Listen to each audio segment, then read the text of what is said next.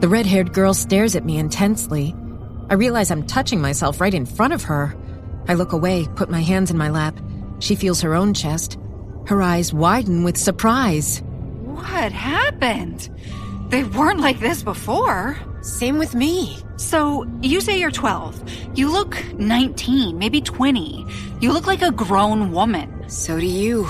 Doesn't make sense. We need more information. Until then, we have to believe what our eyes show us. She again cups her breasts. She isn't ashamed at all. She's measuring, thinking.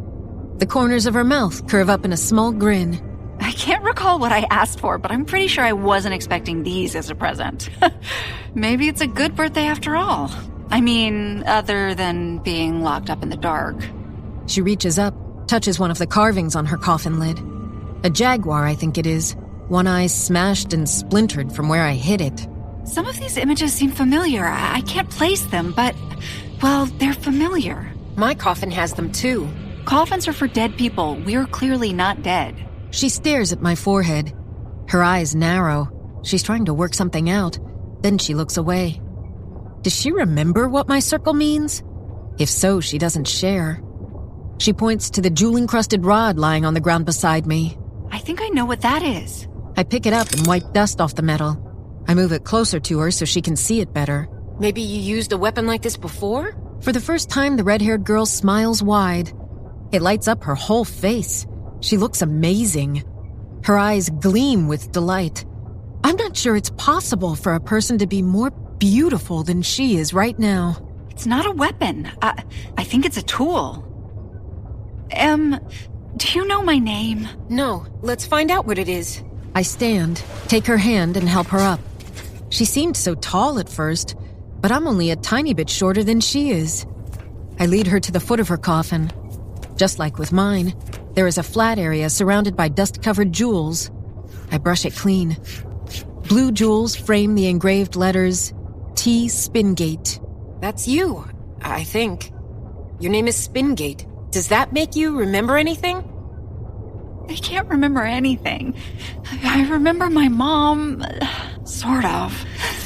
But I can't remember her face. As soon as she says that, I realize I have no idea what my parents actually look like.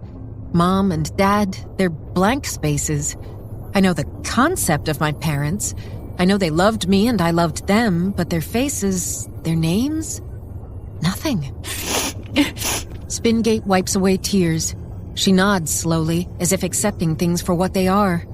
She studies our surroundings, taking in the walls, the ceiling, the door arch. Do you know what's outside this room? No idea. She looks at the coffin across the aisle, where I found the weapon. That lid isn't shut all the way. Was that one yours? I point to my right, to the last coffin in our row. I see my path of footsteps through the dust. I was in that one. Spingate looks me up and down. How did you get all bloody? There was a tube in my coffin. It stabbed me with a needle. That's what woke me up. But how did you get out? There's no one else here. I got myself out.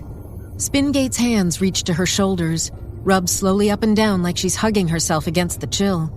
She walks across the aisle, wobbling a bit but standing on her own, then kneels at the foot of the coffin with the slightly open lid. She brushes off the nameplate.